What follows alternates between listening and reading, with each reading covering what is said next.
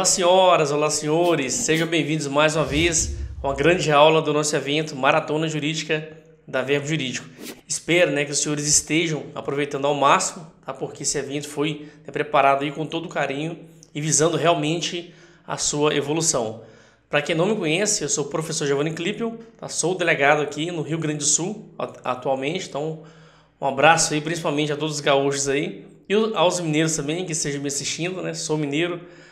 Vim para o Rio Grande do Sul há pouco tempo, então é um prazer estar com vocês aqui, e fazer essa participação nesse grande evento. Hoje a gente vai ter uma aula de processo penal e a gente vai trabalhar um pouco a Lei Maria da Penha, no que tange ali as competências, porque eu vejo que os alunos eles têm dificuldades aí, em questões que envolvam a competência referente à Lei Maria da Penha. E vamos trabalhar também algumas atualizações jurídicas e alguns entendimentos dos tribunais superiores. E ao fim a gente vai ver como também é cobrado esses temas envolvendo a Lei Maria da Penha, tá? Nas bancas Brasil afora. Então olha só, já vou deixar aqui para vocês aqui, tá? O nosso tema hoje é ponderações sobre a competência da Lei Maria da Penha. E como eu sempre falo, qualquer dúvida aí, tá? Meu Instagram, tá? Delegado Klippel, pode mandar aqui pela plataforma também, que a gente vai estar aí à disposição para responder qualquer dúvida que você venha a ter. Tá certo? Então vamos lá para nossa aula. Pessoal, olha só, então a gente começa falando aqui sobre a competência mista do juizado de violência doméstica e familiar. Então olha só, o que quer dizer essa competência mista? O juiz aí, do juizado de violência doméstica, ele vai analisar situações cíveis e também situações criminais. Então olha só, ao mesmo tempo em que ele julga o delito praticado no âmbito da violência doméstica, ele também vai o quê? Vai praticar atos ali de natureza civil, como a separação judicial, entre outros. A gente tem algumas redações, tá, que foram trazidas em 2019, daqui a pouco a gente vai ver isso. Então, a primeira abordagem é essa, é a questão da competência mista. E lá no artigo 14 da Lei Maria da Penha vai falar, olha, os juizados de violência doméstica familiar contra a mulher são órgãos da justiça ordinária com competência civil e criminal, poderão ser criados pela União, Distrito Federal e nos territórios, e também pelos estados, para o processo de julgamento e a execução de causas decorrentes, o que, pessoal? Da prática da violência doméstica e familiar contra a mulher. Então não é qualquer violência ali contra a mulher, você precisa ter essa situação de violência doméstica, tá bom? E olha só, o juizado de violência doméstica e familiar contra a mulher não se confunde com os juizados especiais criminais, os famosos aí GCRIMs, até porque lá você vai pegar, quando você está estudando a Lei 9.099, você vê que é vedado a aplicação da maioria ali dos institutos da Lei 9.099, tá, ao rito ali da Lei Maria da Penha, aqueles institutos ali chamados despenalizadores, que vai evitar ali muitas vezes o cárcere do indivíduo. Então a Lei Maria da Penha ela não vai se submeter ali à Lei 9.099. Então na própria Lei 9.099 tem dizendo isso, que não será aplicado às situações de violência doméstica e familiar. E aí a própria lei ela traz uma ressalva, a gente sabe que muitas vezes é necessário um tempo aí para poder o judiciário se organizar. Então, olha só, em locais que não tiverem sido estruturados, os juizados de violência doméstica e familiar, as varas criminais acumularão as competências civil e criminal, decorrentes de violência doméstica. Atualmente na comarca onde eu trabalho, uma comarca menor, então tem isso aqui, você não tem ali um juizado de violência doméstica, então a vara criminal ela acaba acumulando essa competência civil e também criminal. E olha só, isso também é um posicionamento do STJ. Olha só que interessante esse posicionamento. Configurada a prática, a conduta praticada como violência doméstica contra a mulher, independente de sua classificação como crime ou contravenção, deve ser fixada a competência da vara criminal para julgar o feito e também apreciar, enquanto não forem estruturados os juizados de violência doméstica. Então, olha só, não interessa ali se o fato foi um crime, foi uma contravenção. Então, a gente sabe ali que realmente as contravenções, quando não envolvem violência doméstica, vão ali para o juizado especial criminal. Mas contra a mulher envolvendo ali violência doméstica, Mesmo sendo contravenção, quem irá aí acumular essa competência e vai analisar e apreciar o caso serão as varas criminais do Poder Judiciário. Tá? Então, o STJ já deixou isso muito claro. Temos também aí o informativo 550, que vai falar que, né, o juizado da violência doméstica possui competência para executar alimentos por eles fixados. Olha, o juizado de violência doméstica e familiar contra a mulher tem competência para julgar e executar a execução de alimentos que tenham sido fixados a títulos de medida protetiva de urgência fundada na Lei Maria da Penha. Então, a gente trabalhou aqui, né, com as questões criminais, né, então a vara criminal vai acumular, né, essas questões, né, de crimes, de contravenções contra a mulher em razão da violência doméstica e também vai analisar agora algumas causas cíveis. Então, a gente vai trazer alguns exemplos para vocês aqui. E aqui o informativo 550 do DCJ é um exemplo, que, né, o juizado de violência ali contra a mulher, tá, de violência doméstica, ele poderá executar alimentos por eles fixados. Vamos continuar aqui, que a gente teve inovação agora em 2019. Essa inovação legislativa é bem importante e está sendo aí explorada nos concursos públicos. O que vai dizer ali essa inserção, né, com a Lei 13.894, que inseriu esse artigo 14A na Lei Maria da Penha? Deve falar que o seguinte: olha, a ofendida tem a opção de propor ação de divórcio ou de dissolução de união estável no juizado de violência doméstica e familiar contra a mulher, tá certo? Então, olha só que interessante, a ação de divórcio, né, e dissolução também pode ser ali, né, ajuizada no juizado de violência doméstica, tá? Mas olha só, como eu disse, pessoal, a gente tem algumas vedações quanto à análise de causas cíveis. E aqui a lei trouxe isso muito claro, que é a questão de partilhas de bens. Então, essa partilha de bens, né, vai ser excluída ali da competência dos juizados de violência doméstica e familiar, tá certo? Então, né, frisem bastante isso aí, que está sendo cobrado nas provas. Ele não vai apreciar essas situações de partilha de bens, tá? E outra consideração interessante é que vai falar lá no parágrafo 2º que, olha, iniciada a situação de violência doméstica e familiar após o ajuizamento da ação de divórcio ou de dissolução de união estável, a ação terá preferência no juízo onde estiver, tá? Olha só, pessoal, o que acontece na prática? Muitas vezes, né, a mulher ali, ela está sofrendo esse tipo de violência e às vezes ali ela procura, né, primeiro a polícia, né, vai pegar alguma orientação, tá? E ela às vezes decide, né, realmente ali requerer uma medida protetiva. Depois ela vai pensando ali, né, na situação dela, né, na situação dos filhos, então ela acaba ali, né, propondo, né, querendo ali uma ação de divórcio, né? Ela resolve realmente ali se divorciar, tá certo? Então a gente tem essas mulheres que passam por isso. Mas o contrário, né, muitas vezes ali você tem, né, o casal conseguiu em tese resolver a situação, né, vai lhe propor uma ação de divórcio em uma vara civil e depois, né, por essas brigas de divórcio, acaba ali ocorrendo, tá, uma violência doméstica. Então, o que esse parágrafo 2º está falando? Olha, se a ação de divórcio já foi proposta, tá, em uma vara civil, então a preferência é o quê? É que ela continue tramitando lá na vara civil.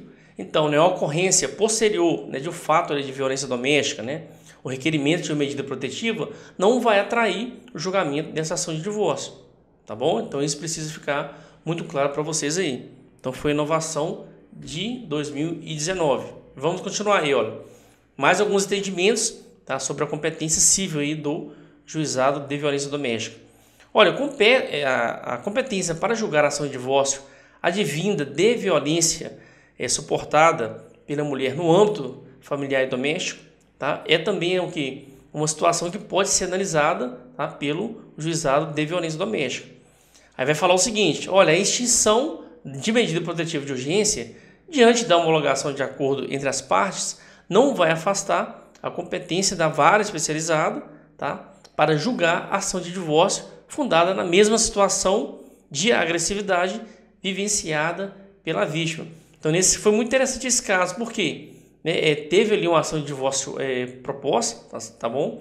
Teve uma situação também de medida protetiva e a medida protetiva se extinguiu, né? Aí provavelmente teve essa discussão para onde iria, né, essa ação agora, essa ação civil. Iria agora para uma vara civil ou poderia continuar no juizado de violência doméstica? E aqui o STJ entendeu que ela sim poderia continuar no juizado de violência doméstica, mesmo ali já tendo sido extinta, né, a medida protetiva, tá certo? Então, mais um entendimento dos tribunais. E que também tome cuidado que os alunos pecam, né, muito aqui nesse aspecto. Lá no artigo 15, né, da Lei Maria da Penha, vai falar o seguinte: olha, é competente por opção da ofendida para os processos, pessoal, cíveis, tá? A quantidade, né, de alunos que eu já vi errar essa questão em concurso, porque a banca sabe que os alunos confundem. Então a banca vai colocar lá, olha, para os processos cíveis e criminais. Então é competente, né, por opção da ofendida. Porque a gente até agora está falando, né? Ah, olha, o juizado de violência doméstica, ele tem, né, uma competência mista ali, vai analisar causas cíveis e criminais, tá bom? Então quando a banca vem e coloca aqui, olha, né, é competente por opção da ofendida para os processos cíveis e criminais, aí o aluno acaba entendendo como correta. Mas não, pessoal, o artigo 15 deixa bem claro, é somente, tá, essa questão de opção da ofendida é somente nos processos cíveis, tá certo? Só no processo cíveis que será por opção da ofendida. Então o que? Ela vai poder escolher, né, se ela vai o que? Né, dar continuidade a essa ação no seu domicílio, tá? Ela vai poder escolher, ou residência, e também aí no lugar do fato, né, que se baseou a demanda, ou também aí no domicílio do agressor. Então terá essa opção da ofendida aí, tá? Para melhor atendê-la. Então tome cuidado, tá? Somente processos cíveis, correto? Vamos continuando aqui. E outra situação interessante também, tá? A gente teve aí no informativo 764, tá? Do STJ. Veja bem, olha, o juiz do domicílio da vítima em situação de violência doméstica é competente para processar e julgar o pedido de medidas protetivas de urgência, independente de as supostas condutas criminosas que motivaram o pedido terem ocorrido enquanto o autor e a vítima encontravam-se em viagem fora do domicílio desta. Esse caso é muito interessante, chegou para mim, né, alguns dias atrás, né? Eu trabalho em uma comarca, né, e tinha uma vítima, né, que foi ameaçada em outra comarca, porque ela mora, né, na comarca aqui onde eu trabalho, mas ela estuda, né, em uma comarca aqui próxima. Aí, um certo dia, ela chegou, né, na delegacia e queria fazer uma medida, queria requerer uma medida protetiva. E falou, não, ontem, né, eu estava lá, né, na comarca X, né, e acabei sendo ameaçada lá, né, pelo meu namorado, né, aquele famoso namorido, né, que mora meio já, né, com o rapaz ali. Aí até a escrivã veio e falou assim, doutor, como é que fica aqui? E ela foi ameaçada lá, então o crime em tese ocorreu lá. Aí eu falei, não, a gente pode sim, né, fazer o quê? Fazer o requerimento para ela de medida protetiva aqui na comarca. Eu já tinha até lido, né, sobre esse posicionamento do STJ. Então veja bem, pessoal, independente, né, onde ocorreu o crime, tá, a mulher pode sim, tá, fazer ali o requerimento da medida protetiva onde seja o que? O domicílio da vítima. E aqui a gente encontra, né, tem fundamento no próprio artigo 15, que vai falar, né, por opção da ofendida, né, em processos cíveis, ela pode optar ali, né, pelo seu domicílio. Então o STJ também entendeu dessa forma. Então mesmo ali, né, a mulher sendo ali vítima de um crime em comarca diversa, ela pode fazer então, o pedido de medida protetiva na comarca do domicílio dela, tá? Aí quais foram os fundamentos utilizados, né, pelo STJ? Ele utilizou a questão do princípio do juiz imediato. E o que seria isso? O juiz imediato significa que, em caso de diplomas normativos que protegem determinados grupos de pessoas, deve-se reconhecer a competência do juízo que estiver mais próximo da pessoa protegida. Então esse exemplo que eu dei dessa mulher, é claro que ela está muito mais próxima do juiz da comarca aqui, onde realmente ela reside.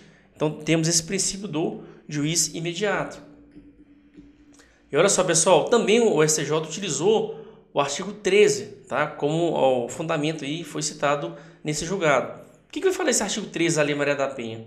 Olha, ao processo, ao julgamento e execução de causas cíveis e criminais decorrentes da prática de violência doméstica e familiar contra a mulher, aplicar-se-ão normas do Código de Processo Penal, processo civil, legislação específica relativa à criança, ao adolescente e ao idoso, que não conflitem com essa lei.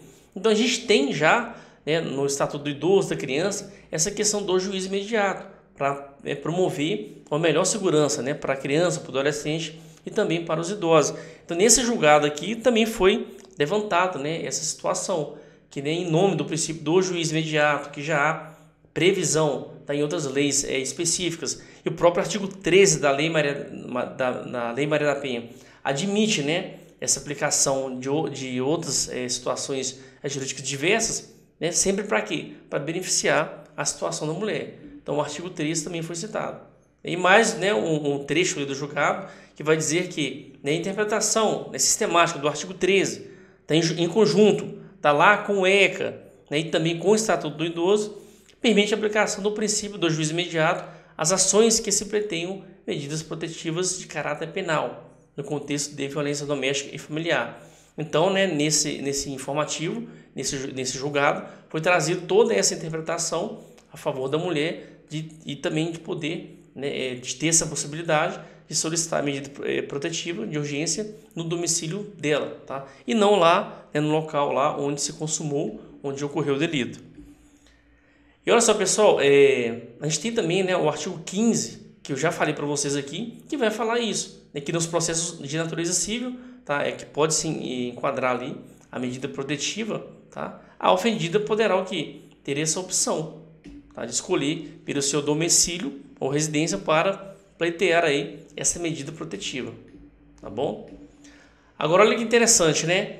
Aqui a gente tem que tomar cuidado com esse fato. Tá bom, né? Esse caso, professor, esse caso que o senhor deu, né? O crime ocorreu em outra comarca diversa, e ela solicitou a medida protetiva na comarca em que ela reside. Pode isso? Pode, né? O STJ falou que pode. Mas veja bem, né? O crime que ocorreu em outra comarca, né, uma vez ela pedindo medida protetiva na comarca atual, não vai atrair, tá, a competência para julgar aquele crime. Então, né, a medida protetiva ela pode transcorrer na comarca do domicílio dela, mas o crime, né, será julgado, né, e analisado, né, e também investigado pelaquela comarca ali, onde realmente ali ocorreu e se consumou o delito, tá bom? Então, olha só, a competência para examinar as medidas protetivas de urgência atribuída ao juízo do domicílio da vítima não altera a competência do juízo natural para julgamento de eventual ação penal por crimes praticados no contexto de violência doméstica. Tá? Então lá, né, pessoal, nesse caso, a gente vai continuar utilizando, né, para definir ali a competência, né, de julgamento do crime, né, a regra geral lá do Código de Processo Penal, no artigo 70, que vai falar que, em regra, né, o lugar, né, em que se consuma a infração, ou no caso da tentativa, será aquele lugar ali competente para julgar o crime. Tá? Então a gente sabe lá que o artigo 70 ele adota a teoria do resultado para definir o lugar da infração penal. Tá bom? Então, esse foi um julgado bem relevante, bem interessante, foi agora de 2023. E olha só, outra situação bem específica, né, bem interessante também, e muito recente, é essa questão da possibilidade da Justiça Federal apreciar a medida protetiva. Ah, mas como assim, né, professor? A Justiça Federal analisar uma medida protetiva? A gente sabe que a Justiça Federal ela tem uma competência muito restrita, né? Geralmente são causas ali que envolvem interesses da União. E assim, a Justiça Estadual fica ali com, né, as situações residuais. Mas será que tem alguma situação, tá, que a Justiça Federal pode analisar ali, apreciar um pedido de medida protetiva? Tem sim, viu, pessoal? E recentemente foi cobrado em uma prova oral de delegado. Olha só que interessante esse julgado. Compete à Justiça Federal apreciar o pedido de medida protetiva de urgência decorrente de crime de ameaça contra a mulher cometido por meio de rede social de grande alcance, tá? Quando iniciado no estrangeiro e o resultado ocorreu no Brasil. Então, assim, essa possibilidade, tá, da Justiça Federal analisar. Vamos, né, entender melhor esse caso. E quais que foram os argumentos utilizados? Olha só, lá no artigo 109, né, da Constituição, no inciso 5º, vai falar que aos juízes federais compete processar e julgar também crimes, né, previstos em tratados ou convenções internacionais, né, quando iniciada a execução no país, o resultado tenha o dever de ter ocorrido no estrangeiro ou reciprocamente.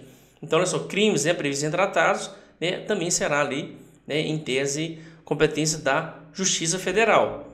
Então, olha só, aqui a gente tem, né, algumas definições, o chamado o crime à distância, né, o crime à distância ou de espaço máximo, que é aquele que percorre territórios de dois países com a conduta em um lugar e o resultado em outro. Então, para isso, né, o Código Penal adotou a teoria da ambiguidade, né, quanto ao lugar do crime. Então, vai ser considerado ali o lugar do crime, tá, onde iniciou ali a execução, e também ali, né, o local do resultado. Então poderá ser aplicada, né, a lei brasileira. E isso, né, é um raciocínio que já é feito, né, pela doutrina penal. Então olha só, uma vez cometido o crime em distância, né, cujo resultado se dê no Brasil, é preciso estabelecer nessa competência agora, né, é o que? É da Justiça Estadual ou da Justiça Federal. Então se um crime lá iniciou, né, nos Estados Unidos e veio aqui a se consumar no Brasil, ok, a gente, pela teoria da ambiguidade, né, pode ser considerado o lugar do crime tanto nos Estados Unidos quanto também aqui no Brasil. Tá, então o lugar do crime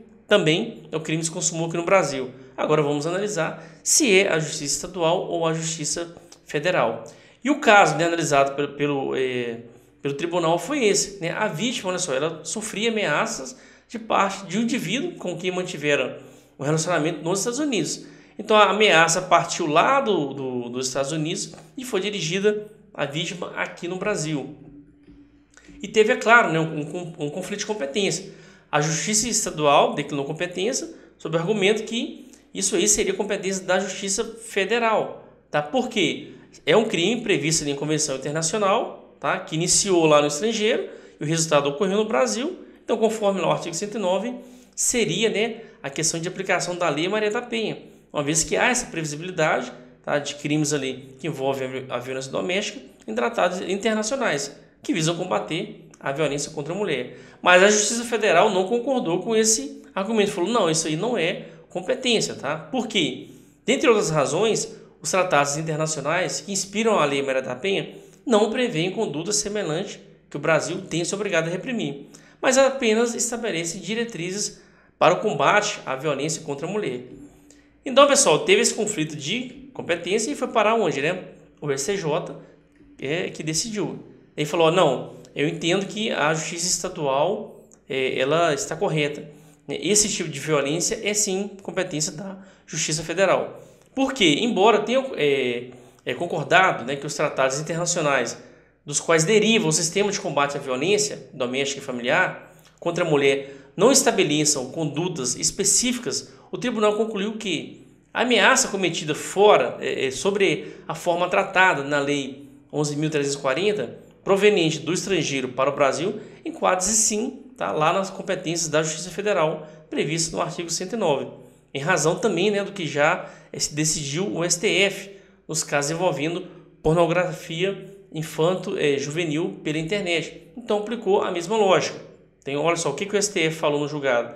Olha, ao analisar os crimes de pedofilia pela internet, tá, já se decidiu, entendendo que o crime não precisa estar previsto em tratado ou convenção internacional. Basta que o Brasil tenha se comprometido a combater essa prática descrita no tratado ou convenção internacional. Então, olha só, a gente tem, né, convenções e tratados em que o Brasil assinou e se comprometeu a combater a violência doméstica. Então, por isso, né, nesse caso de um crime, né, iniciado em território estrangeiro e consumado aqui no Brasil contra uma mulher, pode sim ser de interesse aí da Justiça Federal. E, nesse caso, realmente a Justiça Federal foi a responsável. E aqui, né, lá nesse julgado de pedofilia, né, que foi analisado pelo STF, ele estabeleceu alguns requisitos essenciais e cumulativos para que realmente ali, né, a Justiça Federal pudesse atrair essa competência.